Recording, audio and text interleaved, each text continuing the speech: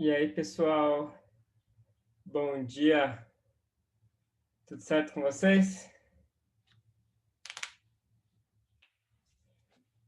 Tá na boa?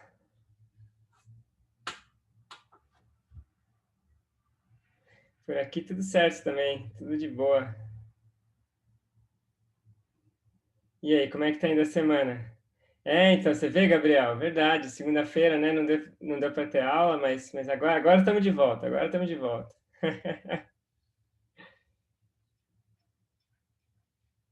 E aí, Rodrigo?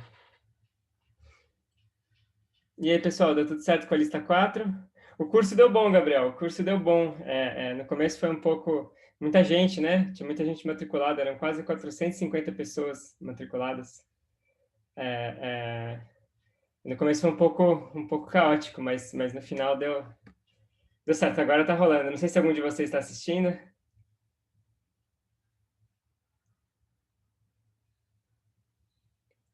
mas deu certo, deu certo. Bom, gente, vamos começar. Deixa eu então compartilhar minha tela aqui.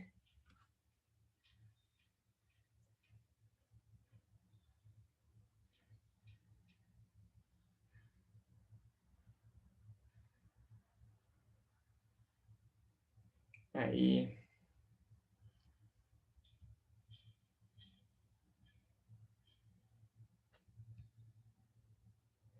Oi, Rodrigo, a lista 5 está no forno, deve sair até o fim da semana. O fim de semana já sai, está quase pronta. Vai ser a última lista, né? A lista 5 acaba.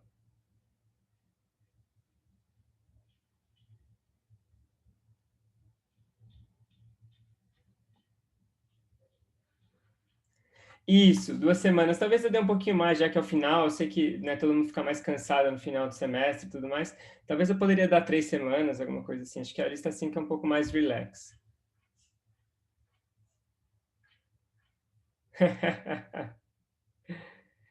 Bom, pessoal, vamos lá.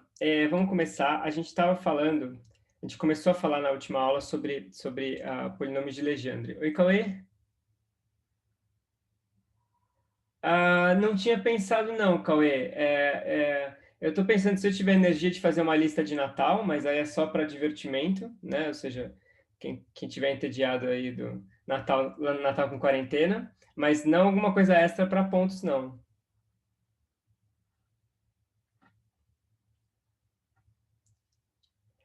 Bom, então a gente tinha começado a falar na última aula sobre os polinômios de Legendre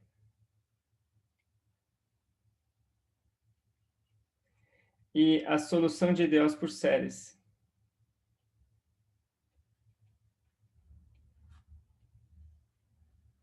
por séries de potência.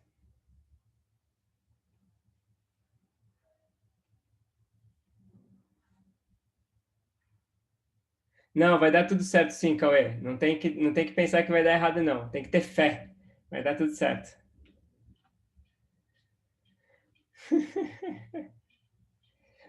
Bom,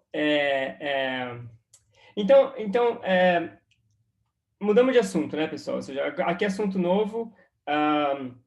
ah, no fundo, como eu tinha mencionado na última aula, a gente vai ver que vários dos elementos, né, que a gente vai abordar nessa última etapa são generalizações e sofisticações de várias ideias que a gente viu quando a gente falou de Fourier, seja série de Fourier, seja transformada e assim por diante. Então, é de uma grande medida, ou seja, a gente está agora meio que mostrando que tudo que a gente viu no semestre vai muito além, né? Então, no semestre a gente falou muito de Fourier e agora a gente vai mostrar que tudo isso que a gente falou, na verdade, não para por aqui. Ele se estende, ele vai muito além e isso aqui vai dar para a gente uma ideia dos caminhos que essas coisas podem tomar. Então, a gente estava falando da equação de Legendre, né? Ela era dada por uma EDO de segunda ordem, ah, dada por isso daqui,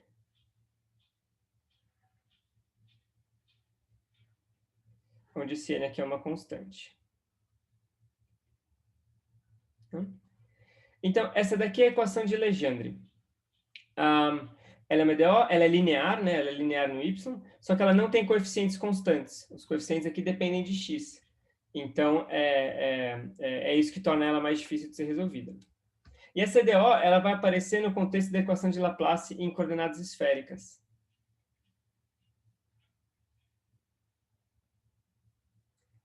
Em coordenadas esféricas.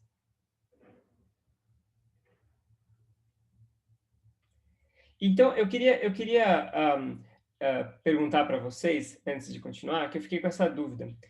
Vocês já viram, por exemplo, como é que escreve o Laplaciano em coordenadas esféricas? Como é que escreve, sei lá, o Laplaciano de uma função em coordenadas esféricas?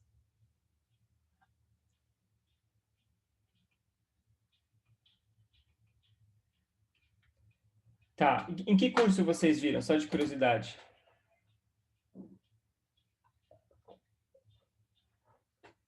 Física 3, cálculo 3? Tá certo. Eu estou na dúvida se eu discuto isso mais a fundo, como é que deduz esse tipo de coisa e assim por diante. Eu gastaria algum tempinho para conseguir demonstrar isso daqui. Então, como a gente não tem tanto tempo, eu estou um pouco na dúvida. Queria saber a opinião sincera de vocês. Vale a pena perder quase meia aula para mostrar isso daqui? Não precisa? Ok, tá bom. Talvez então eu faça alguma coisa, deixe nas notas como extra, tá? Como um bônus lá de leitura adicional, mas eu vou então assumir isso aqui na próxima aula. Beleza. Maravilha. Maravilha, beleza, pessoal. Bom, então, na próxima aula eu vou então entrar nessa questão da equação de Laplace, e a gente vai ver que das soluções dessa equação em coordenadas esféricas vai naturalmente aparecer esse tipo de equação, ok? Mas então agora o que eu quero discutir é como resolver essa equação, e o método para resolver essa equação é o método por série de potências.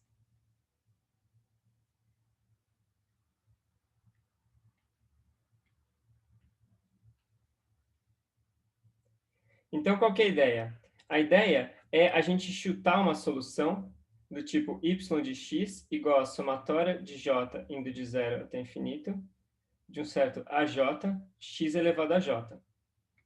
Então, a gente vai tentar uma solução desse tipo aqui, onde esses AJ são coeficientes a serem determinados.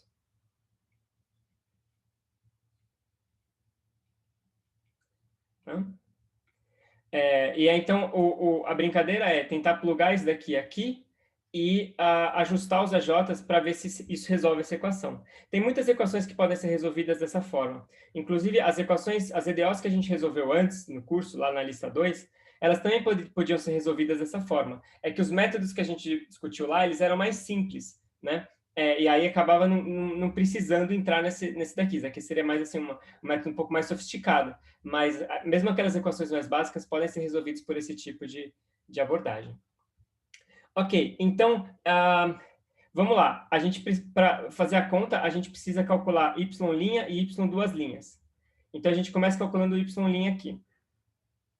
Y' de x. Oi, Tiago. Então, essa é uma boa pergunta.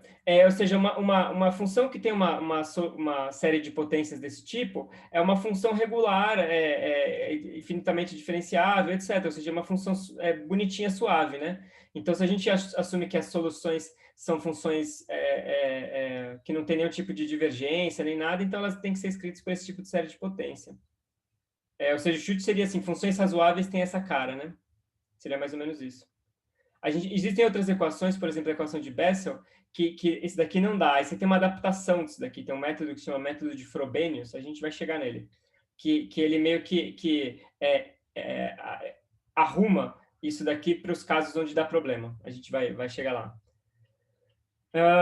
Bom, então vamos lá. A gente tem que calcular y' e, bom, para calcular y' aqui, quando eu derivo essa fórmula, eu derivo cada termo da soma, né? Então fica j, AJ, x elevado a j menos 1. E aqui é uma coisa que eu queria que vocês prestassem atenção, é sobre os limites da somatória, tá? É um truque muito útil nesse ramo de negócios, digamos assim, você aprender a brincar com esses limites da somatória. Olha só, essa somatória aqui da derivada, a princípio, a somatória vai de 1 até infinito, né? Ela vai de 1... isso, Giovanni, a gente está supondo que isso é verdade, tem essa hipótese. Tem essa hipótese, não necessariamente significa que x é menor que 1, ou seja, pode ter outro raio de convergência, mas a gente tá supondo que isso é possível, exato. Uhum. Então, a gente está supondo que a série converge. E a gente vai ver que nem sempre ela converge, boa. Então, olha só, essa somatória aqui, ó, eu coloquei esse índice aqui indo até 1. Por quê? Porque o primeiro termo da somatória, né, eu posso até talvez, deixa eu tirar isso daqui, eu posso escrever isso aqui como sendo A0 mais A1x mais A2x ao quadrado mais tá. E vocês veem que o primeiro termo é uma constante, então ele morre, né? Mas, por outro lado, eu também podia escrever essa somatória começando de 0. Porque esse J aqui, ele meio que salva a minha vida, tá vendo? Porque se eu colocar a somatória indo de 0, assim, ó, eu coloco a mesma fórmula, só que com a somatória indo de 0. Você vê que quando J for igual a 0, esse termo morre. Então, tanto faz se eu escrevo a somatória indo de 1 ou indo de 0. Eu tenho esse jogo de cintura. E aprender a brincar com esse jogo de cintura é muito útil, tá, pessoal? Em várias dessas equações, a brincadeira é um pouco essa, é você ajustar os índices da somatória para ficar todos bonitinhos aqui. Tá claro isso daí?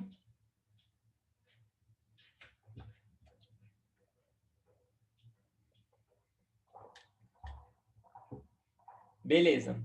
Então, olha só, mas voltando aqui na nossa equação, na verdade, o que eu preciso calcular não é só y', né? Menos 2x vezes y', né? Ou seja, eu preciso calcular essa combinação aqui. Então, o que vai dar isso daqui? Menos 2x y' vai ser igual somatória de j indo de 0 até infinito, menos 2j, aj, x elevado a j. Esse x aqui, ele meio que recompõe o x que a gente tinha perdido da derivada. Eu derivo, mas ganho um x de volta aqui. Então, você vê que o resultado agora aqui, ele é alguma coisa vezes x elevado a j. Tá?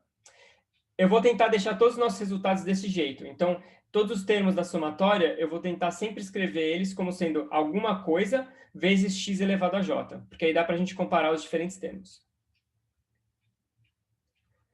Bom, e agora então a gente faz a mesma coisa com y duas linhas. Então, y duas linhas de x é igual. Eu derivo essa fórmula aqui com relação a x de novo. Somatória j indo de 2 até infinito, j menos 1, a j, x elevado a j menos 2. Tá? E, de novo, o que eu preciso, na verdade, é 1 menos x2 vezes isso daí. Então, a gente calcula 1 menos x2, y duas linhas. Então, isso aqui vai ter dois termos. Eu vou escrever separadas somatórias. Tem infinito, j menos 1, aj, x elevado a j menos 2. Isso daqui é só copiei, né? E no outro termo, eu tenho j menos 1, aj, x elevado a j. E aí, nesse último termo aqui, eu já vou ser sagaz e eu vou já escrever a somatória indo de 0 até infinito. Porque esse termo, digamos assim, ele já está na estrutura que a gente quer, que é a somatória de x elevado a j. Né? Então, esse termo aqui não tem mais nada para fazer com ele. Ele está ok. Né? Ou seja, ele está exatamente na estrutura que a gente gostaria de ter. Mas esse termo aqui ainda não, né? Porque ele está elevado a x elevado a j menos 2, não x elevado a j. Então, vocês têm alguma sugestão do que fazer para dar uma ajeitada nesse termo? Muda o somatório. Boa, Giovanni. Exatamente. Então, eu vou pegar esse último termo aí e vou escrever, então, j' como sendo j menos 2. Né? Nesse cara aqui. Isso aí, Cauê. Exatamente. E aí, então, essa somatória aqui, deixa eu copiar ela. j menos 1, aj, x elevado a j menos 2, ela vai ficar somatória em J' indo de 0 até infinito, né? Porque quando J é 2, esse J' é 0, de J' mais 2, J' mais 1, a J' mais 2, x elevado a J. Ok? E agora, por último, eu noto que esse índice J', ele é um índice somado, né? Então, como ele é somado, eu posso agora voltar a chamar ele de J, ou seja, eu posso agora simplesmente chamar de novo J' de J, porque eu estou somando anyway, é só um índice, então eu volto agora com o nome J só para ficar compatível com as outras somatórias. Então, esse passo aqui, ele é x elevado a J', exato. Obrigado, Arthur. Elevado a J', perdão.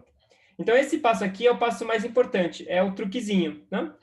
Então, é importante entender esse passo. Se não tiver claro, por favor, me interrompam. A gente discute.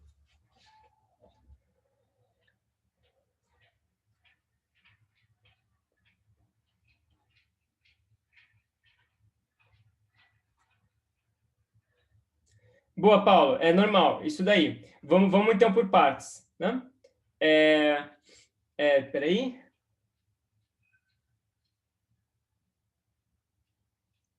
Tá, então deixa eu responder um de cada vez. Vamos lá no Paulo.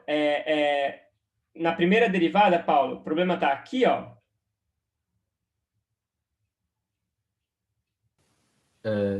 Sim. Então, aí você só trocou o J, o começo do J de 1 por 0, não teria que trocar o J aí também por só o J menos 1 por J?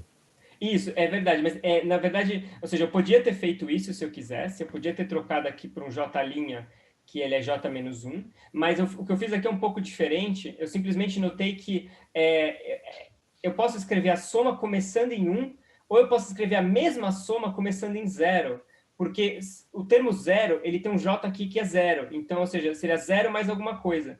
Então, é só uma questão um Ah, pouco tá. de conveniência, né? Ou seja, essa somatória aqui, tanto faz se eu escrever ela de 0 ou indo de 1, porque o termo que tem 0 é 0 de qualquer forma. Então, isso é um pouco Aham. diferente do que eu fiz nesse termo em marrom aqui. Nesse termo, de fato, eu fiz uma mudança de variáveis. Aqui eu só usei um certo jogo de cintura para ficar brincando com essa somatória. Uhum. Tá, entendi. Beleza? Aham. Vamos ver agora, Luana. Por que é conveniente fazer essa troca?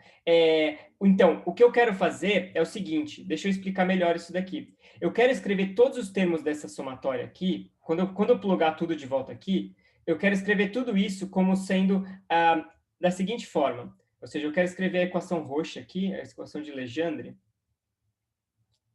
Eu quero escrever ela assim, ó. Deixa eu ver se eu consigo escrever assim. Eu quero escrever uma coisa assim no final do dia. 0 até infinito, de alguma coisa, x elevado a j. Então, o que eu estou fazendo é um pouco isso, né? Eu estou plugando, eu estou calculando todas as derivadas e eu quero escrever todas elas como sendo alguma coisa vezes x elevado a j. Porque aí a equação roxa aqui, ela vai ficar exatamente um monte de coisa vezes x elevado a j. E aí, como esses caras são linearmente independentes, eu posso igualar cada coeficiente a zero. Boa. Tiago, no passo antes desse, a gente pode ter o índice zero. Você diz aqui, Tiago? Não, no segundo termo. Aqui? Isso. Isso, aqui eu poderia ter começado essa somatória em 2. Né? A princípio, a somatória, de fato, ela começa em 2, porque, né, ou seja, o que eu estou calculando aqui, no fundo, ou seja, a primeira derivada mata o A0, a segunda derivada mata o A1, então o primeiro termo não nulo vai ser o A2, mas é equivalente escrever ela começando em 0, porque esses termos aqui vão dar 0 anyway quando j igual a 0 ou j igual a 1, né? Então, isso daqui isso daqui, né? É igual a 0 se j igual a 0 ou j igual a 1. Era mais ou menos essa dúvida, Thiago? Sim. Mas pensando assim, daí vai começar então com J2. Daí vai ser A2, x elevado a 2, certo? Isso, o primeiro termo vai ser a 2x elevado a 2, isso. Vezes algum coeficiente aqui na frente, né? Que vai ser duas vezes, eu acho, né? E esse A2, você não vai juntar com outros A2 de outras somatórias? Vou. Então, agora eu ia fazer exatamente isso. Agora eu vou misturar, tipo, meio que condensar tudo que a gente tem. Ah, tá. Beleza? Beleza. Rodrigo, você ficou com uma dúvida de fazer o J' igual a J? Então, desse passo para cá, a única coisa que eu fiz foi notar que quando o índice está somado, ou seja, ele é um índice dummy, né? Ou seja, a gente está somando sobre ele. Então, eu posso chamar ele do que eu quiser. Eu podia chamar isso aqui de K, eu podia chamar isso aqui de M, eu posso chamar da letra que eu quiser. Então, eu só chamei de J porque depois a gente vai querer juntar tudo numa grande somatória em J, então é mais conveniente chamar de J. Não, Luana, calma, não vai dar tão louco assim, não. Vai ficar simplesinha. Oi, Paula, desculpa, eu já respondi essa sua última dúvida ou ainda não? Não, nessa parte aí que multiplica a derivada segunda da y por 1 menos x quadrado, o segundo termo aí, por que já ficou direto o j igual a zero? Então, na verdade, esse é parte do meu jogo de cintura. Não precisava. Eu podia colocar aqui j igual a 2 também. Tanto faz, né? É que como no final do dia eu vou querer escrever tudo como sendo uma somatória de j indo de zero, esse termo aqui eu já mudei ele para j igual a zero, mas não precisava ter mudado aqui. Ou seja, é uma questão de escolha. O que é realmente importante é que as coisas estejam proporcionais a x elevado a j, porque esses são os caras que eu quero comparar.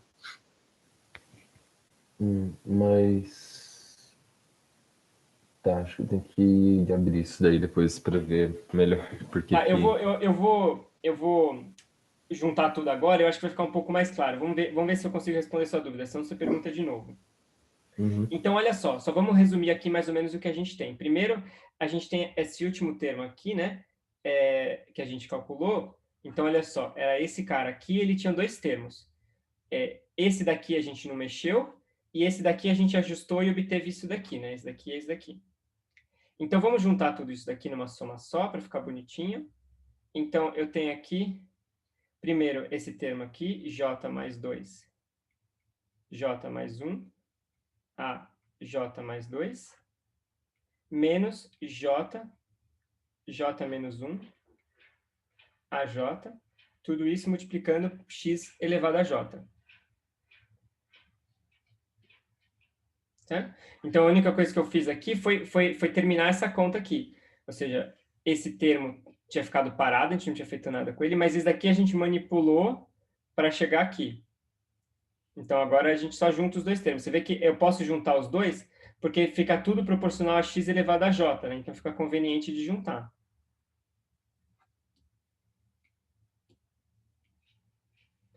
Então, agora que a gente tem isso daqui, a gente condensa tudo isso lá na fórmula de Legendre. Então, a equação de Legendre era 1 menos x2, y duas linhas, menos 2x, y', mais n mais 1, y, igual a zero. Então, olha só, esse termo aqui, colocar ele em vermelho, ele é esse cara aqui.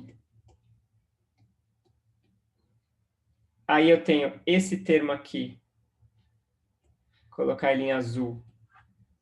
A gente tinha calculado ele aqui em cima. Né? E, bom, esse último termo aqui não tem muito o que fazer, ele é simplesmente a somatória original, né? Ele é só isso daqui. Então, você vê que está tudo com o mesmo formato, ou seja, todos os termos são somatória, j indo de zero até infinito, de blá, blá, blá, x elevado a j. Todos os termos têm essa cara, né? Mesmo esse daqui. Então, agora fica fácil a gente juntar as coisas. Então, eu escrevo uma única grande somatória aqui, somatória em j indo de zero até infinito. E aí eu vou colocar cada um dos termos, começando por esse daqui. Então, eu tenho j mais 2, j mais 1, a j mais 2, menos j, j menos 1, a j. Agora eu tenho o próximo termo é o azul, então é esse daqui, Então, fica menos 2J AJ. Mais N mais 1, vezes só o AJ, que é o termo que vem desse Y aqui. E isso daqui tudo elevado a x elevado a j, igual a 0. Ah, não é tão louco assim, vai, Luana. Tá bom, um pouquinho, mas ó, vai simplificar. Razoável. Tudo bem, pessoal? Tá claro?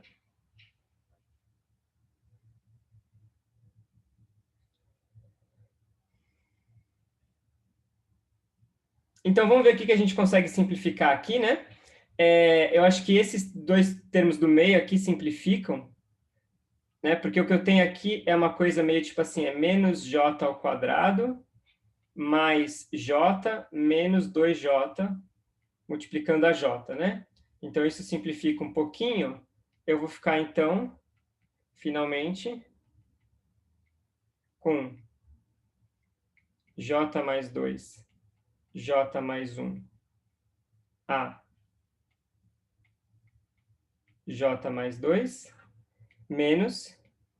Aí aqui vai ficar, então, j mais 1, menos n mais 1, AJ, x elevado a j, igual a 0.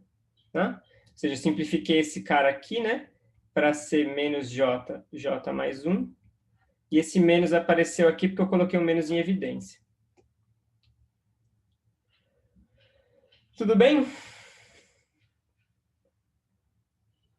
Perguntas?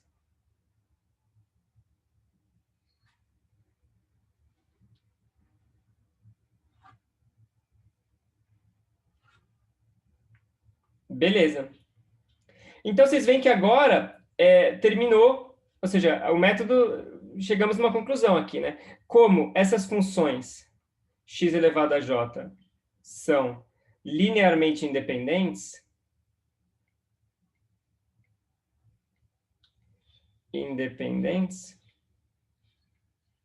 se isso daqui tudo é igual a 0, e isso daqui tem que ser verdade para todo x, né? Então, esse negócio aqui tem que igualar o 0 para todo x, então cada coeficiente, independentemente, tem que se anular.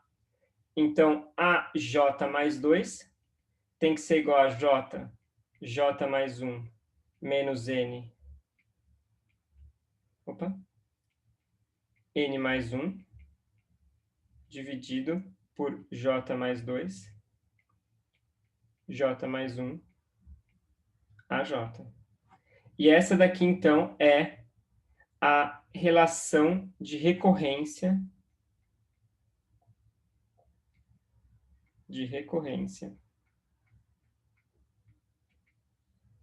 entre os AJ. Então, essa daqui é, digamos assim, a essência desse método. A gente começa supondo que é uma série de potência, e a gente vê agora que os coeficientes dessa série de potência, eles têm que estar relacionados entre si através dessa relação de recorrência. Né? Então, a relação de recorrência, ela estabelece o AJ mais 2 em termos do AJ. E isso daqui valendo, né? Esqueci de dizer aqui, J sendo 0, 1, 2, 3, 4, tá. Hã? Isso aí, Giovanni, já vai ver essa questão do polinômio finito, exatamente. Então, por exemplo, né? Se eu começar aqui com um certo número a 0, o coeficiente A2 vai dar menos 1 meio, n mais 1 a 0. Depois o coeficiente A4 vai dar menos 1 sobre 12, n mais 3, n menos 2, A2, que vai ser 1 sobre 24, n mais 1, n mais 3, n menos 2, a 0, e etc. Né? Ou seja, é feio, gente, não é assim, não é super elegante, eu entendo, são os números meio feinhos, né? Mas essa é a ideia, é assim que você constrói sistematicamente essas soluções. Então, você começa com um certo coeficiente a 0, você constrói o coeficiente a 2, depois o A4, depois o A6 e assim por diante. E se você começar com o coeficiente A1, você constrói o A3, depois o A5, depois o A7 e assim por diante. Então, a solução, eu só vou escrever ela aqui para dar uma ideia, ou seja, a solução geral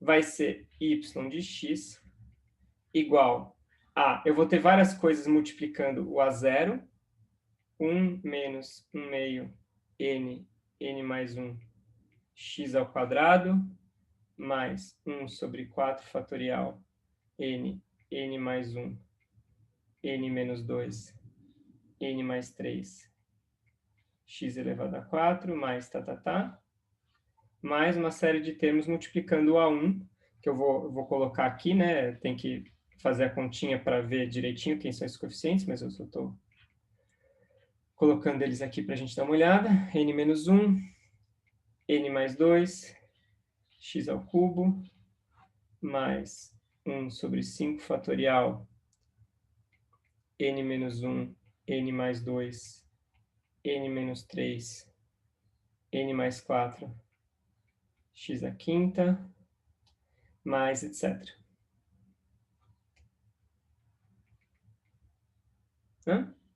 Então, essa daqui é a solução geral agora dessa equação, dessa EDO. Não, Luana, não tem como simplificar. Essa é a coisa, é até um pouco frustrante, ou seja, não tem como somar isso daqui, como simplificar. Tem um padrão, né? Eu concordo com você, dá para ver meio que um padrão, mas não tem muito como fugir disso daqui. Ou seja, não tem um próximo passo aqui. Eu parei aqui. A solução é essa, não tem o que fazer. Diga, Paulo.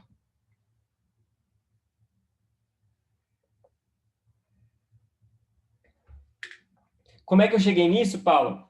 Então, eu cheguei nisso usando essas relações de recorrência. Então, por exemplo, se eu tenho A0, isso aqui me determina unicamente o A2. Se eu tenho o A2, isso aqui me determina unicamente o A4. E assim por diante. Então, com isso, eu construo esses polinômios aqui da minha solução, né? Dessa minha solução original aqui, né? Ou seja, eu construo cada um desses termos dessa série e vão ficar sempre em função de A0 e de A1.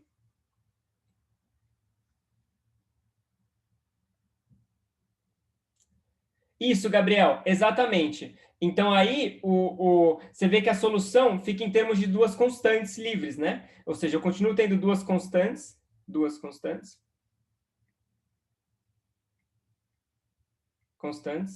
A0 e A1. O que é ótimo, né? É ótimo porque é uma EDO de segunda ordem. EDO de segunda ordem. É uma EDO linear de segunda ordem. Então, é no mínimo justo que hajam duas constantes independentes. Ou seja, eu tenho duas constantes que vão ser determinadas por condições de contorno ou condições iniciais, dependendo do caso. Mas é EDO de segunda ordem, duas constantes.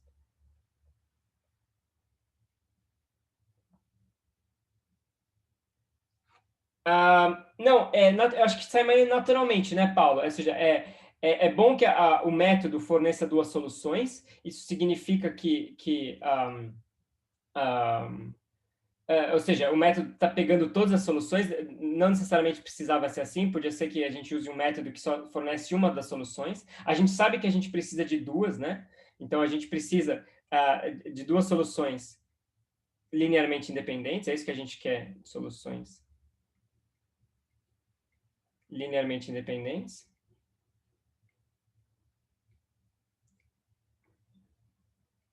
E é gostoso ver que o método fornece isso para a gente, né? Ou seja, essas duas soluções são claramente LI, porque aqui é só polinômios pares, aqui são só polinômios ímpares, então não tem como você obter essa daqui como, né, ser proporcional a essa.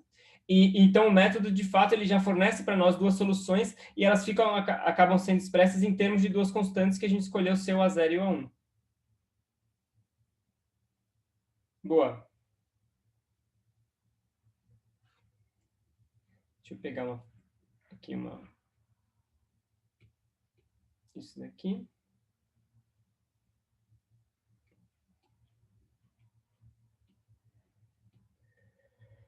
Beleza? Então, olha, legal. Ou seja, a gente começou com uma EDO difícil, uma EDO de segunda ordem, linear, a gente conseguiu obter duas soluções linearmente independentes, né? Bom, mas assim, ainda tem várias perguntas em aberto, né? Ou seja, esse método não esclarece tudo, digamos assim. Em primeiro lugar, a solução é única? Acho que a gente tem essa primeira pergunta. Então, deixa eu colocar aqui, questões.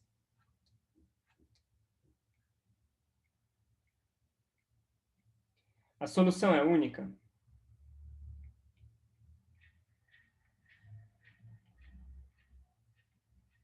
O que vocês acham?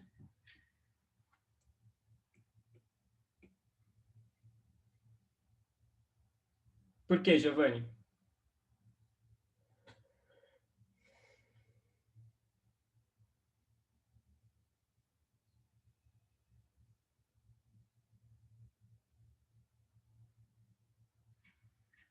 Quem é F, Rodrigo? Quem é T aí?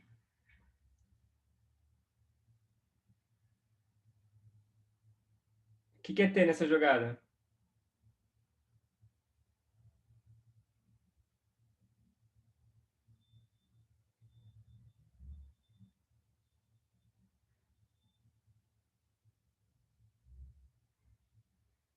Mas quem quer T?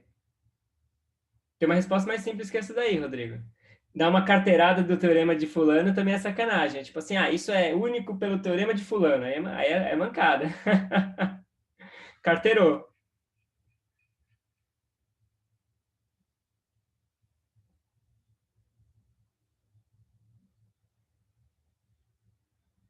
Boa. Ó, a resposta do Giovanni tá na direção correta mesmo. Ou seja, a gente está falando aqui de uma EDO linear de segunda ordem. EDO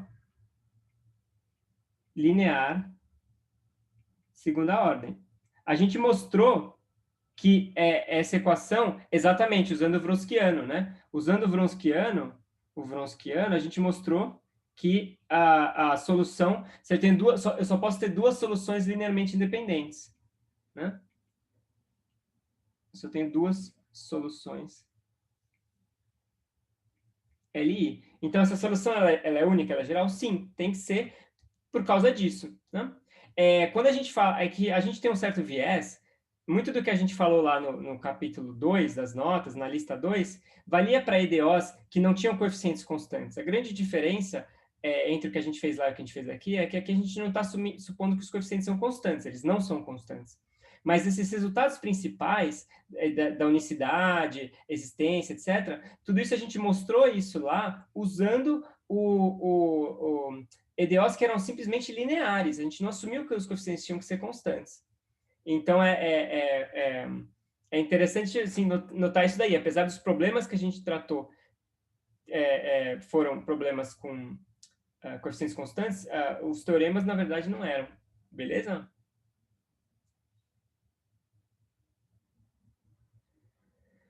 Outra pergunta. Essa solução converge? Acho que essa é a pergunta, talvez, que está na boca aí, né? Ou seja, essa série converge? Ah,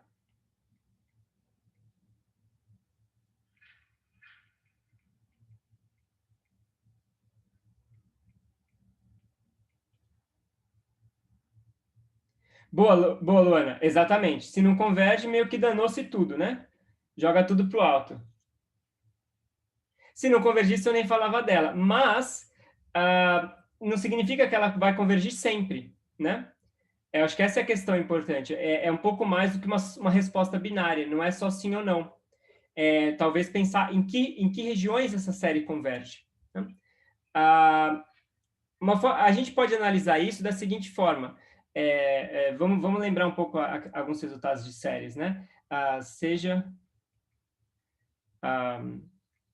somatória J indo de 0 até infinito, de uma certa série UJ,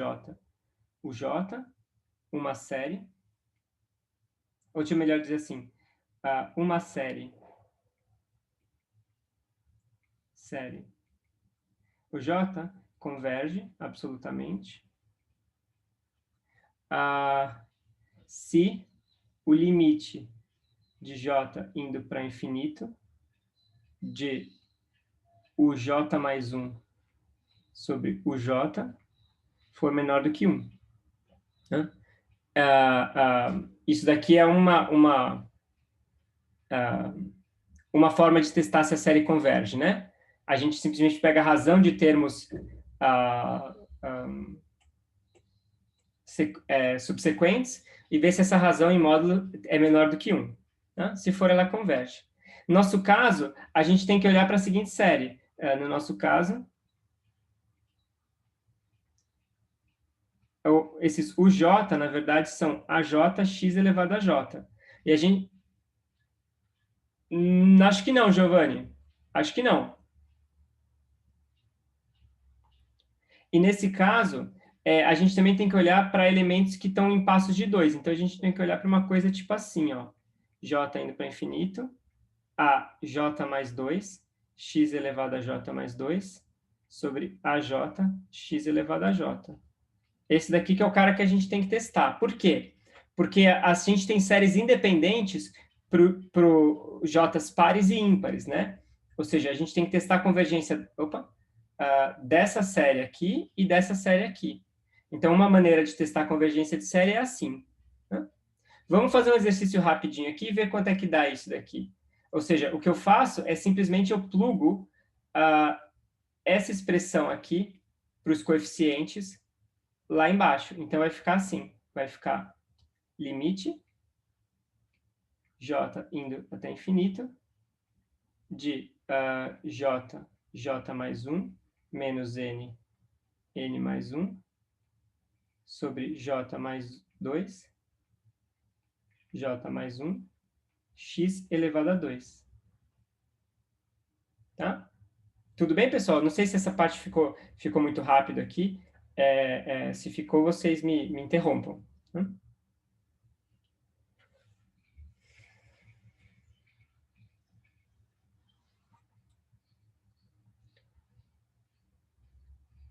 Isso daqui é um daqueles critérios de convergências absolutas de série, Rodrigo. Ou seja, se a razão entre elementos subsequentes for menor do que 1, né, mesmo quando J vai para infinito, a série vai convergir. Isso é um dos critérios que aparece para convergências de séries numéricas.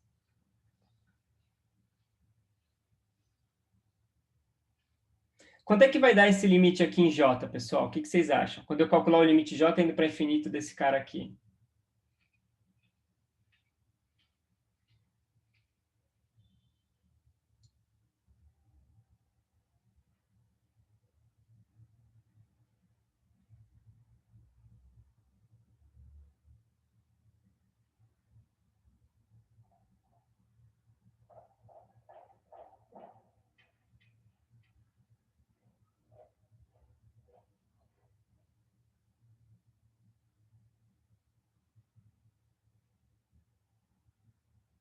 Espera aí, deixa eu então responder. Acho que o pessoal está respondendo certo aí a outra pergunta que eu fiz.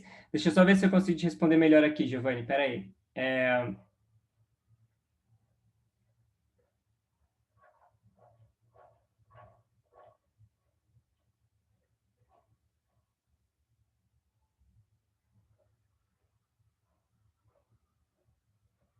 Isso, Giovanni, exatamente. Beleza, você salvou minha vida aí, Giovanni. Perfeito. Ou seja, a série harmônica que você está falando, no limite de J para infinitos, aí não vai ser menor do que 1, ele vai ser igual a 1, né? Ou seja, o limite de n sobre n mais 1, quando n vai para infinito, é 1, não é menor do que 1. Pode dormir tranquilo, exatamente. Então, o pessoal deu a resposta da série aqui, né? O limite disso daqui para J indo para infinito é facinho de fazer, porque como J é grande, você joga fora tudo que não é J. Então, isso daqui é lixo, 1 é lixo, 2 é lixo, 1 é lixo. Né? Então, fica J ao quadrado sobre J ao quadrado. Então, isso daqui vai dar x ao quadrado. Né?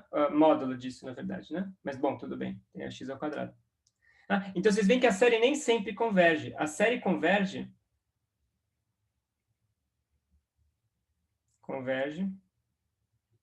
apenas para x nesse intervalo aqui. Né? Então, assim, é interessante, ou seja, a resposta não é binária, não é converge ou não converge, ela converge num intervalo, num range de validade. Né? Isso daqui até que é bom, porque em muitas aplicações, a gente vai ver isso mais para frente, né? O x ele é o cosseno de algum ângulo. Ele vai ter uma interpretação como cosseno de algum ângulo físico que vai aparecer. Então, digamos assim, é razoável que o x esteja nesse intervalo aqui. Né? Então, aqui eu tenho um plot para mostrar para vocês de como é que é a solução calculada numericamente nesse intervalo. Então, olha só.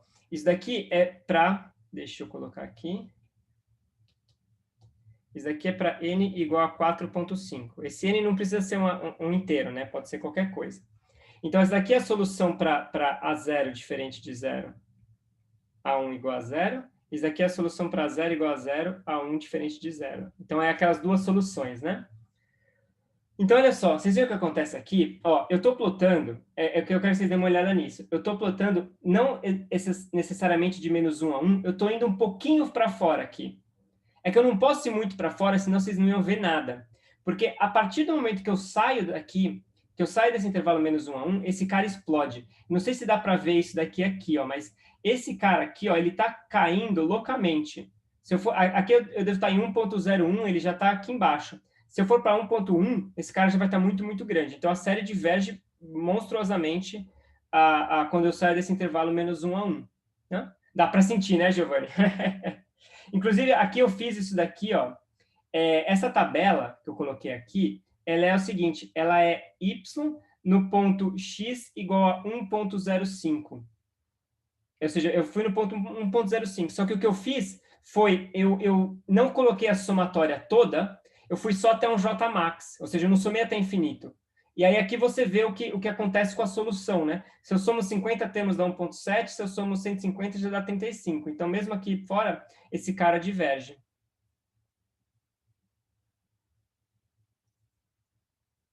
Oi, Paulo. Então, esse daí é o critério da série. Você tem que ver o próximo dividido pelo anterior. Né? Então, ou seja, é o termo com J maior dividido pelo J menor.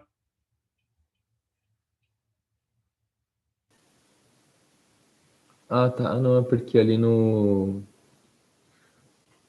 critério marrom que você escreveu, parece que está escrito UJ-1. Ah, Em cima, desculpa. mas é Beleza. É mais. o J mais 1 aqui. Boa. Aqui é o Ah, J tá. mais 1. Boa. E aí faz o AJ mais 2 sobre o AJ, não o AJ mais 1, porque ele vai de 2 em 2? Porque tem duas séries separadas, né? A gente tem uma série que é Ah, 0246 e a outra que é 135. Então, ou seja, as séries, na verdade, para a gente, são as séries pares e as séries ímpares. ah, sim. Entendi. Beleza? Legal. Então, Rodrigo, para jogar a convergência para outro intervalo, não sei, essa é uma boa pergunta, uma forma de transladar a solução, né? Não é muito óbvio para mim, não sei. Realmente não sei. Em geral, essas equações, né, essas equações que têm nomes de pessoas, digamos assim, isso é muito comum, né? A equação do fulano, a equação do ciclano, em geral, ela é definida só em certos intervalos. Se você transladar desse jeito, sim, mas aí a solução y igual a x, y de x menos a, ela vai satisfazer outra EDO, né? Não é muito óbvio exatamente o quê, né?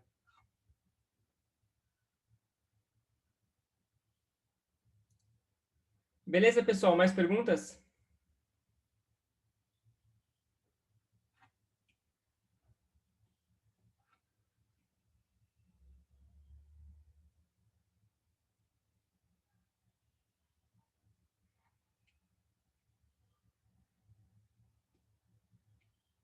Show. Então, agora vamos voltar aqui para essa relação de recorrência, aqui, né?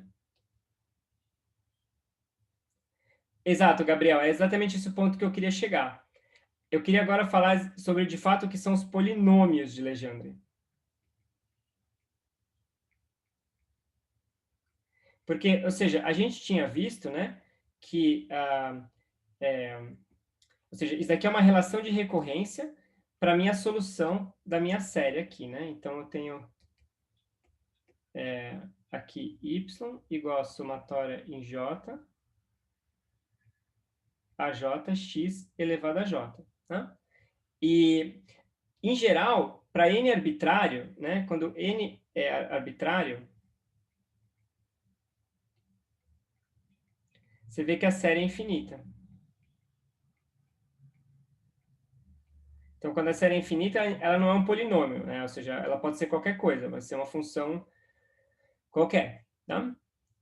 Mas a gente vê que tem um caso especial aqui, que é que quando n é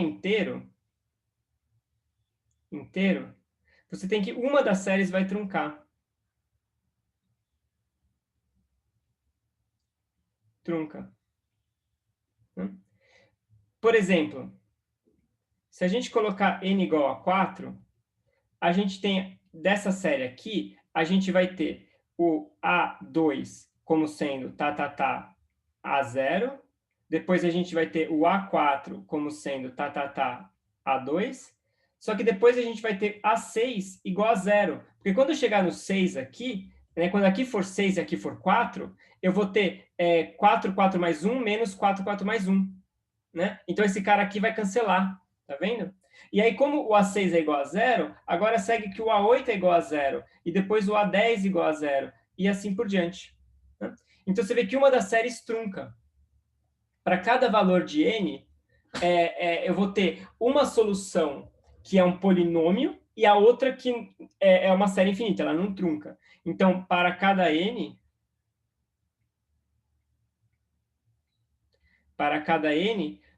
inteiro, então n igual a 0, 1, 2, 3, etc. Eu tenho uma solução a um polinômio.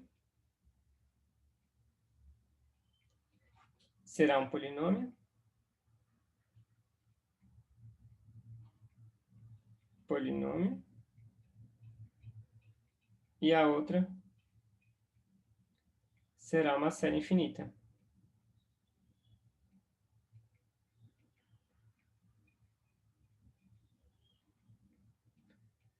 Beleza? Então, por exemplo, nesse caso do n igual a 4, eu vou ter uma série que vai dar um P4, que vai ser A0, 1 menos 10x ao quadrado, mais 35x à quarta sobre 3. Então, quando n igual a 4, uma das soluções vai ser um polinômio de grau 4. A constante A0 ainda é arbitrária. Tá? Tem uma convenção que se toma, que é escolher Pn de 1 como sendo igual a 1. Tá? Isso é uma convenção. Então, por exemplo, P4 de 1 vai ser igual a 0 vezes 1 menos 10 mais 35 terços. Isso aqui dá A0 vezes 8 terços. Isso eu coloco isso aqui como sendo 1. Então, esse A0 vai ser igual a 3 oitavos. E, portanto, P4 vai ser igual a 1 oitavo de 3 menos 30x ao quadrado mais 45x à quarta.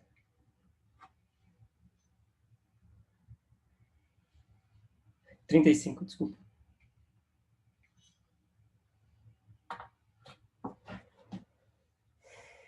Beleza?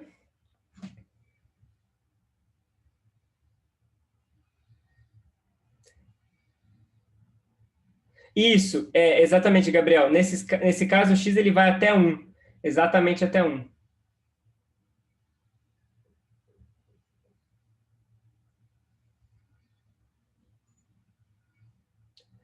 Então, Luana, eu acho que essa convenção, ela vem das propriedades desse polinômio. Em geral, todas essas funções que a gente chama de funções especiais, etc., elas têm arbitrariedades de constantes. Então, sempre se toma alguma convenção histórica. Talvez o próprio Legendre tenha tomado, não sei. E isso, inclusive, é uma coisa interessante, porque é muito comum você ver diferentes livros usarem diferentes convenções. No caso do polinômio de Legendre, infelizmente, isso não acontece. O que o matemática chama de polinômio de Legendre é a mesma coisa que a Wikipedia chama de polinômio de Legendre e assim por diante. Mas para outras funções, essas coisas mudam muito. Tem mais de uma convenção e cada um usa uma coisa diferente. Isso dá muita confusão, né? Não é assim universal. Mas é sempre assim, é uma convenção, ou seja, tem que escolher alguma coisa, então escolhe-se isso. Então, Giovanni, o outro vetor fica, ou seja, continua sendo uma série, então ele vai continuar sendo uma coisa, sei lá, estranha assim, ele não vai ser um polinômio, né? Ou seja, ele vai ser uma função, uma série infinita.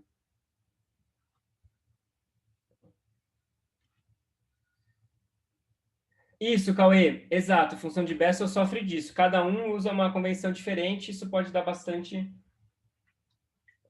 confusão. Então, Luana, a gente vai ver bastante isso no contexto da equação de Laplace em coordenadas esféricas. Então, por exemplo, quando a gente estudar distribuições de carga no espaço, até a equação de Poisson, aquilo que a gente estudou quando a gente estava falando de transformar de Fourier, que a gente via a função de Green da equação de Poisson, a gente vai ver que dá para usar polinômios de Legendre para estudar a função de Green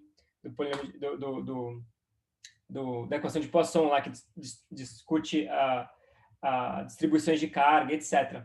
A gente vai ver isso na próxima aula, na verdade. Green está em tudo. Exatamente.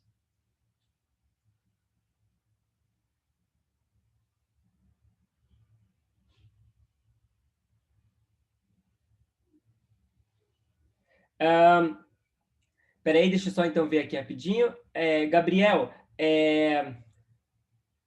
então, os outros, eles estritamente falando, eles divergem em um. Né? Então, as únicas soluções que a gente fala que são regulares em um são os polinômios. As que são séries infinitas, estritamente falando em um, elas divergem. É verdade, eu não tinha me atentado assim tanto para enfatizar esse ponto, mas esse range aqui, ele vale para todas as soluções infinitas. Né? E aquelas soluções que são os polinômios, quando ela é polinomial, aí você pode colocar um menor ou igual aqui.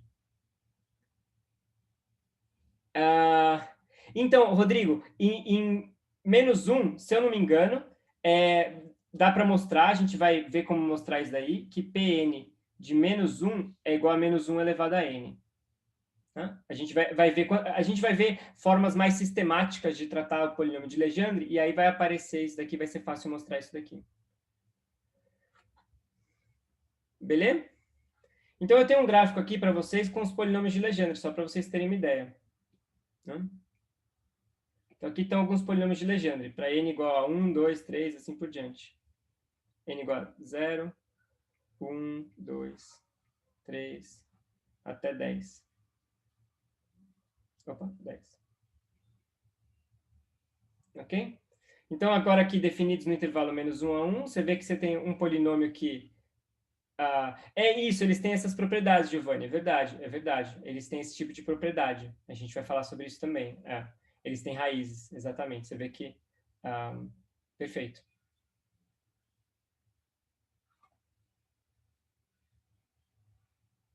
Beleza, pessoal? Perguntas? Opa, verdade. Até n igual a 9. N igual a 9. Qual delas, Paulo? A parte de fixar a constante ou a parte de dizer que uma das soluções é um polinômio? Então, não é bem que eu transformei. Ou seja, não foi que eu transformei. É que a série infinita, ela trunca, né? Ou seja, essa acho que é a palavra importante. Tem um truncamento da série aqui, que significa que em vez dela ir até infinito, ela para em algum momento, né? Ou seja, A0, A2, A4, aí o A6 igual a 0. Uma vez que o A6 igual a 0, ela truncou. Então, aqui, 0, 0, 0, a partir daí é tudo 0. Essa é a ideia.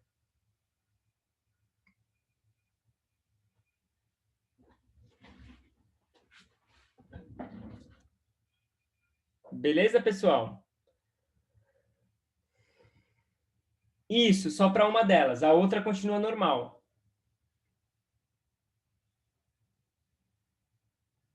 Rodrigo, eu acho que não, ou seja, isso daqui é uma propriedade, o Chebyshev, ele é um outro exemplo desses polinômios, né? Ou seja, é outra família de polinômios que vai satisfazer uma outra EDO. Então, assim, muito provavelmente que é uma coincidência que lá também dava esse negócio de ter um menos 1 elevado a n. Então, Paulo, boa pergunta. Depende das condições iniciais aqui, das constantes, né? Por exemplo, suponha que o n igual a 4. Se o n igual a 4, essa solução aqui vai ser um polinômio e essa daqui vai ser uma série infinita. Mas se eu escolher as constantes de tal forma que a1 igual a 0, essa solução aqui, a solução toda vai ser um polinômio. Então, isso depende da forma que a gente escolhe as constantes. Pode ser que a solução seja infinita, não tem problema. Mas uma delas vai ser um polinômio.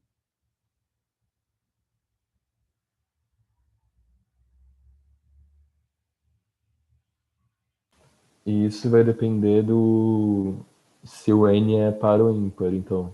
Exatamente. Se o n é par, a solução que tem o a zero é o polinômio e a outra não. E se o n é ímpar, é o contrário. Entendi. Boa. Mais perguntas, pessoal?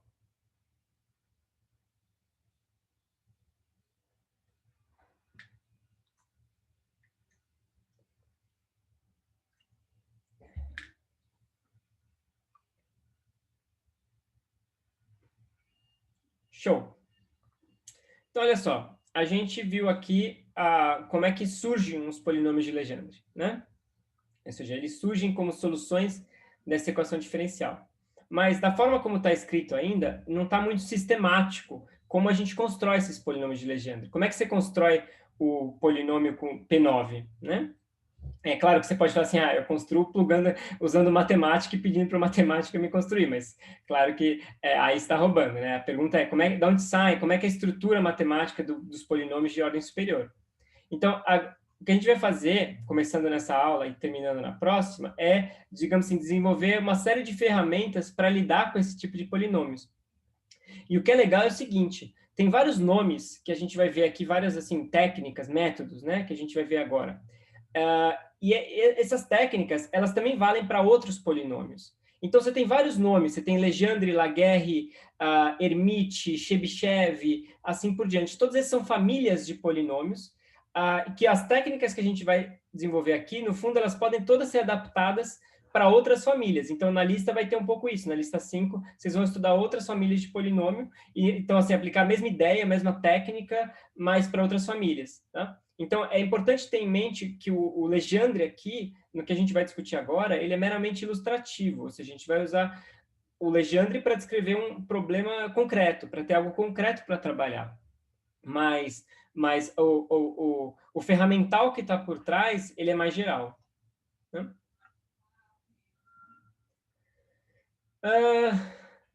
Não sei, Rodrigo. Os outros polinômios eles vão ser definidos em intervalos diferentes, né? Ou seja, o espaço que a gente está tratando aqui é o espaço de funções definidas em algum intervalo, né? Esses outros polinômios eles vão ser definidos em outros intervalos. Por exemplo, os polinômios de Hermite eles vão ser definidos de menos infinito a infinito. Os de Laguerre de zero a infinito e assim por diante. Então, eu acho que não é necessariamente o mesmo espaço vetorial, porque o espaço vetorial, que é, no fundo, o intervalo, né, da reta real, ele é diferente em cada um dos casos.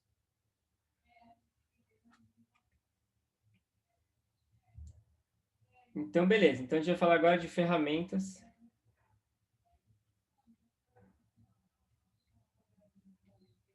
para lidar com polinômios de Legendre e etc.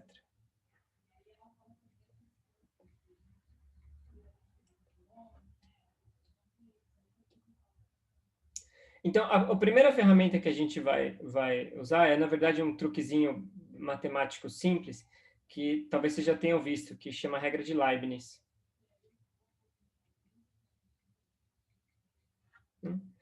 Só de curiosidade, alguém já viu isso antes? Regra de Leibniz para derivar produtos?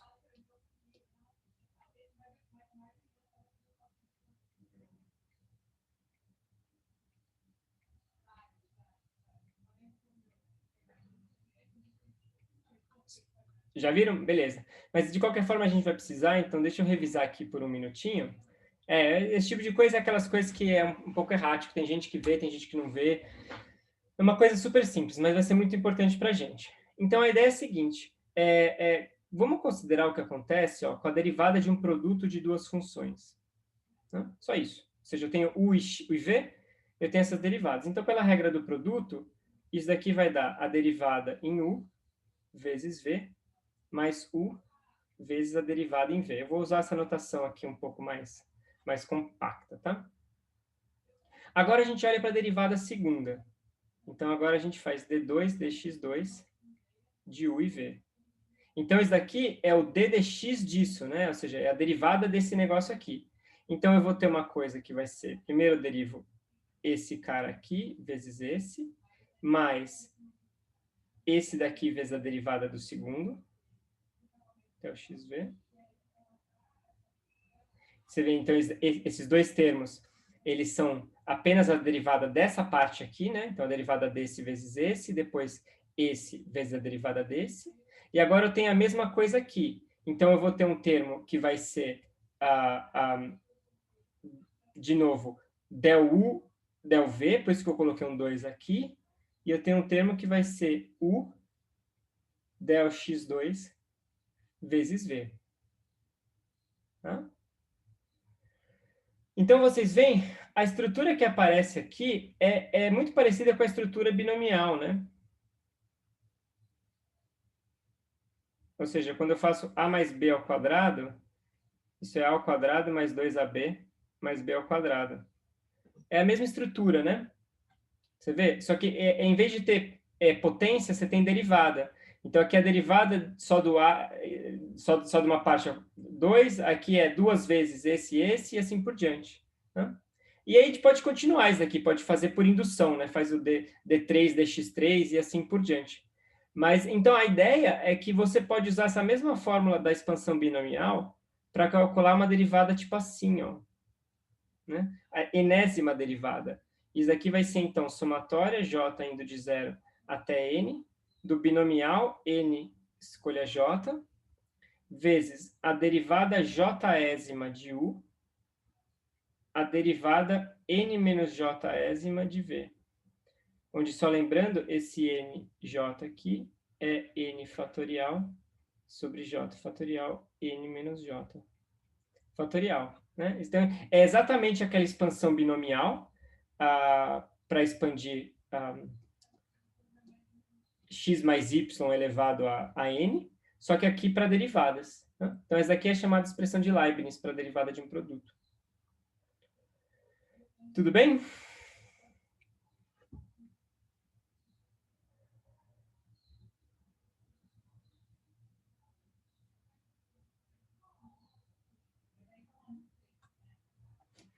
Show! Então, agora, a gente vai usar isso daqui para introduzir uma ideia muito importante, que é a chamada fórmula de Rodrigues.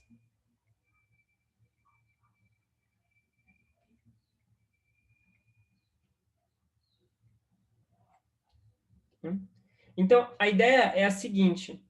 Nós vamos mostrar que,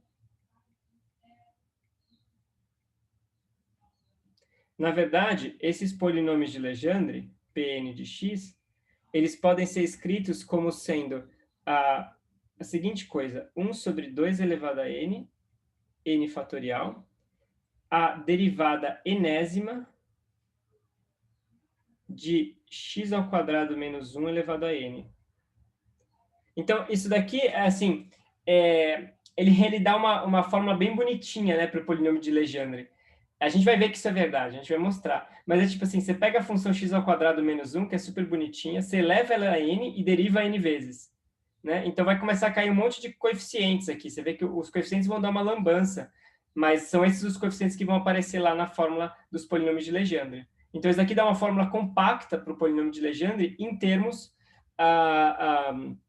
de uma derivada de ordem alta. Né? E esse nome, fórmula de Rodrigues, ele também é uma fórmula que se aplica a outros polinômios. Então, todas as famílias de polinômios que existem, elas têm uma representação em fórmula de Rodrigues. Né? Ou seja, uma maneira de representar aquele polinômio desse jeito aqui. Giovanni, não sei, eu não me lembro de uma forma de Rodrigues para matrizes. Eu só me lembro dela aqui nesse contexto de polinômios.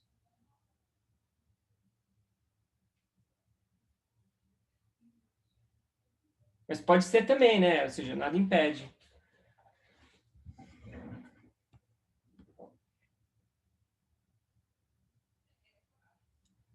Beleza? Então, vamos começar checando. A gente vai checar que isso daqui de fato é verdade, a gente vai mostrar isso aqui de algumas maneiras. Mas, antes de mais nada, eu queria usar a fórmula de Leibniz para trabalhar um pouco isso daqui. Então, vamos fazer o seguinte, decomponha x² menos 1 como sendo x menos 1, x mais 1. Né? E aí a gente chama isso daqui de U, e a gente chama isso daqui de V. Então, o que a gente vai ter? Usando a fórmula de Leibniz, né? Usando a fórmula de Leibniz, a gente vai ter a Pn de x igual 1 sobre 2 elevado a n, n fatorial, somatória de j indo de 0 até n, binomial nj. Aí eu tenho, primeiro, a derivada jésima da função x menos 1 elevado a n. E depois eu tenho a derivada n menos jésima de x mais 1 elevado a n. Né? Ou seja, é essa fórmula aqui, com o u sendo isso daqui e isso daqui sendo isso daqui. E agora vamos calcular essas derivadas aqui. Eu preciso de uma ajuda aí. Vamos começar aqui, ó, del xj de x menos 1 elevado a n. Quando vocês acham que vai dar isso daqui? Alguma ideia, mais ou menos? Ou seja, olha só, vamos ver juntos. Se eu derivo uma vez aqui, né? Se eu derivo uma vez, vai cair um n, né? E vai ficar x menos 1 elevado a n menos 1. Aí eu derivo de novo. Então, eu derivo de novo, vai dar um n menos 1. Tá. Né? Olha só, o Giovanni já fez a conta toda aí. Quase, Giovanni, quase isso. Vamos tentar ver, vai dar quase isso, só o fatorial ali que tem que fazer um pequeno ajuste. Porque, ó, o que vai dar aqui? Eu tenho uma derivada da n, outra da n menos 1. Onde que vai parar essa birosca aqui? Ou seja, qual que vai ser o último termo que vai aparecer? N menos j mais 1. Perfeito. N menos j mais 1. E ainda sobrou aqui um x menos 1 elevado a n menos j. Boa, Alberto. Completo fatorial. Você vê que isso daqui, ele não é ainda um fatorial do n, né? Mas eu posso escrever isso daqui assim, ó. N fatorial sobre n menos j fatorial x menos 1 elevado a n menos j. Por quê? Porque esse n fatorial ele vai de n até 1. E esse daqui vai de n menos j até 1. Então, vai cancelar tudo para sobrar exatamente isso daqui. Faz sentido?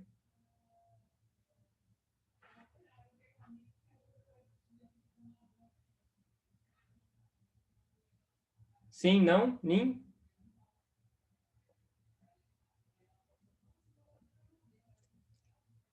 Boa, Pedro. Vamos pensar sobre esse mais 1. Esses mais 1 são sempre capciosos, né? O que acontece? Quando eu derivo uma vez, cai um n. Quando eu derivo, sei lá, se o j for 3, por exemplo, o j for 2, pensa assim, se o j for 2, vai cair um n menos 1, e acabou, né? Não vai cair um n menos 2, porque se o j é 2, eu vou derivar duas vezes. Então, é por isso que esse mais 1 aparece aqui. Se o j for 3, por exemplo, acho que fazendo exemplos assim fica mais fácil. Se o j for igual a 3, por exemplo, eu vou ter um n, eu vou ter um n menos 1 e eu vou ter um n menos 2. Então, ele vai parar num termo aqui que é n menos j mais 1. Né? Faz sentido?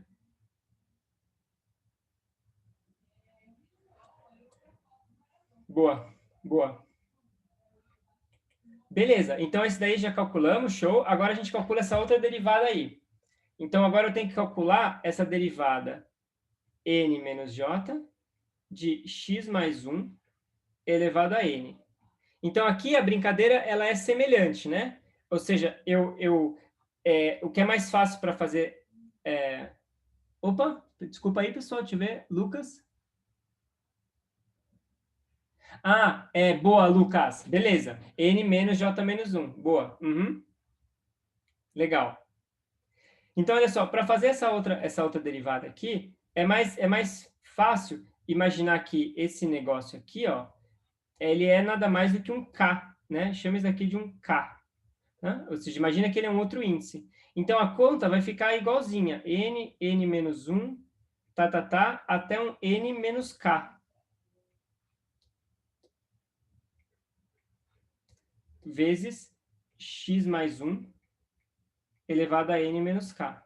E agora eu substituo para quem é o k, né? Então vai ficar n menos 1, até n menos j, x mais 1 elevado a n menos j. Ou seja, vai dar n menos 1 até j, né? Vezes x mais 1 elevado a j. Deixa eu ver, Eric. Isso, faltou mais um, olha só. Mais um mesmo que a gente estava falando ali, eu comi bola com ele aqui, boa. Então, aqui é menos k mais 1. Obrigado. E aí, aqui vamos ajustar aqui. Vai ficar n menos j mais 1. Boa. E aqui também j mais 1. Perfeito. Isso aí. Olha só, eu falando um monte desse cara aqui, eu mesmo comi bola com ele. Beleza, pessoal?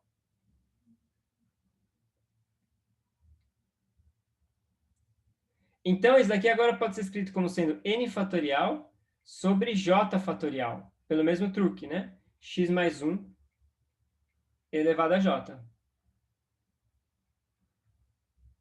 Certo?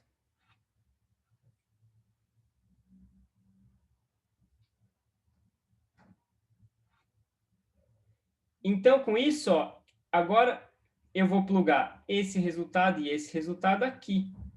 Então, eu vou ficar que Pn de x vai ser 1 sobre 2 elevado a n, n fatorial, somatória j indo de 0 até n. Aí, eu vou escrever aqui, ó, esse cara aqui, eu vou escrever explicitamente esse cara aqui, e eu substituo os nossos dois resultados aí. Fatorial, e eu tenho um n fatorial sobre um j fatorial, x menos 1 elevado a n menos j, x mais 1 elevado a j. Beleza?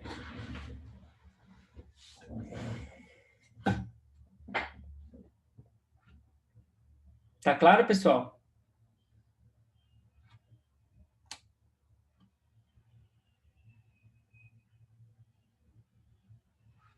Boa. Então, olha só. Aqui você vê que tem um n fatorial que vai cancelar aqui, ó. Tá vendo? Esse cara que tá aqui fora, ele cancela com um desses caras aqui. Né? Mas, tirando isso, eu vou ficar essencialmente com 1 sobre 2 elevado a n, somatória j indo de 0 até n. E aí eu vou ter tudo ao quadrado aqui, ó. Todos esses caras ao quadrado. X menos 1 elevado a n menos j. X mais 1 elevado a j. Hã? E isso daqui nada mais é do que o binomial de novo, né? Então, portanto, eu finalmente concluo que isso daqui vai dar 1 sobre 2 elevado a n, somatória j indo de 0 até n, nj ao quadrado, x menos 1 elevado a n menos j, x mais 1 elevado a j. E essa daqui, então, é uma fórmula bacana. É uma fórmula explícita para os polinômios de Legendre, né? Fica super compacto, exato, Alberto. Ou seja, aqui é explícito, né? Você colocar isso daqui, você pode calcular. Me calcula o P9, tá aqui, ó. Ou seja, eu tenho que colocar os fatoriais aqui, tudo bem, mas é nada que uma calculadora de bolso não faça, né? Eu posso colocar aqui e calcular tudo.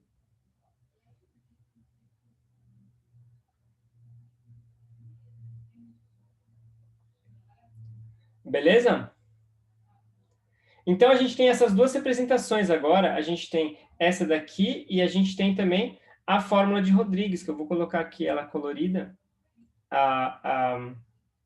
para os polinômios de Legendre. A gente não mostrou ainda que de fato, isso daqui ou seja, que essa expressão, de fato, fornece os mesmos polinômios de Legendre que lá em cima, né? A gente não mostrou isso ainda. A gente vai mostrar isso na próxima aula, né? Mas, de fato, fornece. E aí, o legal dessa fórmula de Rodrigues é que ela dá uma expressão explícita para os polinômios de Legendre.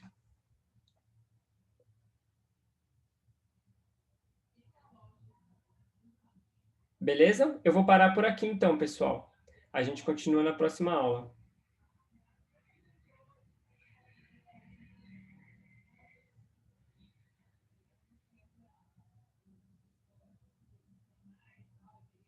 Valeu, Giovanni. Pra você também. Bom dia aí.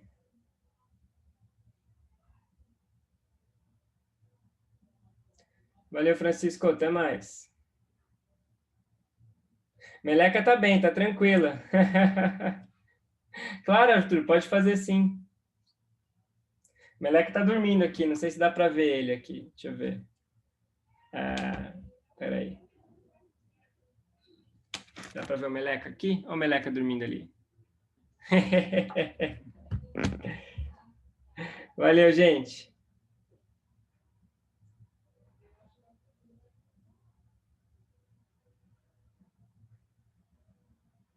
Valeu, valeu.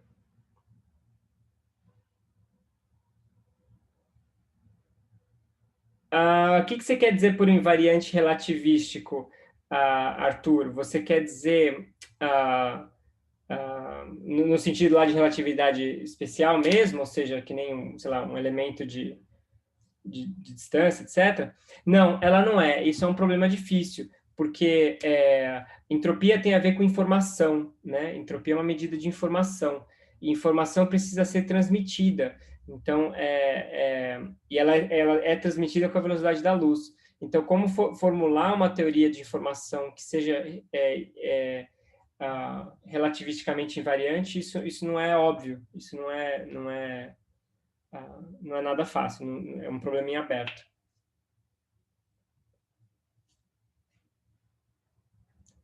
Eu acho que vale sim, Rodrigo. Ou seja, é que probabilidade, o problema de probabilidade é que é um tema muito vasto, né? Ou seja, tem muitas faces, né? Então, qualquer curso que você fizer sempre vai acabar focando mais numa do que em outra. Não tem jeito. Mas o curso do IF é bom, em geral. Ele vai focar em várias coisas. Ele tem discussões sobre teoria de informação e assim por diante. Ele é bacana. Não, eu nunca dei. Eu queria ter dado ano passado, mas acabou não acontecendo. É um curso que eu quero dar. Diga, Alberto.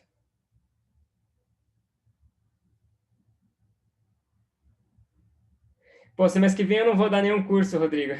Eu vou estar fora. Não, Alberto, semestre que vem eu não pego nada, que eu vou estar fora no sabático. Senão eu pegava.